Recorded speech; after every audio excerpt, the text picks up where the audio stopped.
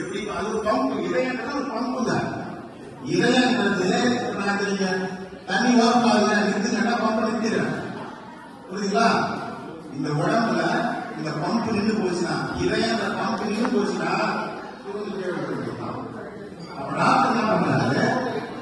மருந்து கொடுக்குறாரு, சிபிஆர் பண்றாரு, ஆடியோ பல்மனரி ரெசிஸ்டேஷன் சொல்லுவாங்க. சிபிஆர் இதயம் அழைத்து மேற்கொள்வது இதெல்லாம் பண்றாரு.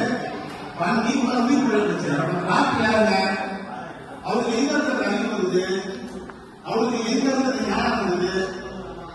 நம்ம உயிரை பழக வைக்கிறார், புரியுதுங்களா? அப்ப அவர்கிட்ட எது விளங்குது? ஒரு ஞானம் ஒன்று விளங்குது.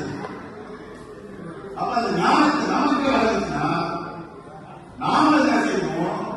இந்த மாதிரியான அற்புதமான ஒரு தொழில் நமக்கே தெரியாத அன்பாசியத்தை எதிர்பாராத விதமாக இந்த மாதிரி ஒரு தொழில் வரும்போது நமக்கு அந்த இணைய ஊக்கம் இருந்து நாம இந்த மாதிரி வேலையை செய்யலாம். கல்வியை உருவாக்கணும். எப்ப?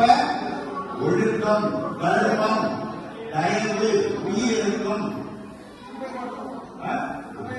உபகாரமாக மகாரதி வந்து உட்கார்ந்து பரிவட்டம் கட்டுவாங்க. இன்னைக்கு உபகாரம் பரிவட்டம் பரத்திலிருந்து இறைவனை சுத்தி வட்டமான முதலும் முடிவும் இல்லாத இந்த இறைவனை ஆகையின் வழியில் பரமனை கண்டேன் சொல்ற ஆகை தான் இதுக்கு மேல இந்த பிரபஞ்சத்தை சுத்தி வட்டமான பிரபஞ்சத்தை சுத்தி முதலும் முடிவும் முதல் அது வந்து விஷயமே கிடையாது. முதலும் முடிவு இல்லாத பிரபஞ்சத்தை சுத்தி அதை வெட்டி கொடுத்து உங்களுக்கு பர வட்டம் கட்டுவாங்க. அதான் பரிவட்டம்னு மாறிடும். பர வட்டம் ஆகையின் வழியில் பரமனை கண்டேன். இந்த பரத்தில் இருக்கிற பரமன் சேர்க்கை கிடையாது. இது உலகத்துக்கு இயற்கைக்கு சேர்க்கை கிடையாது. அதுக்கு ஒரு வழிமுறை கிடையாது.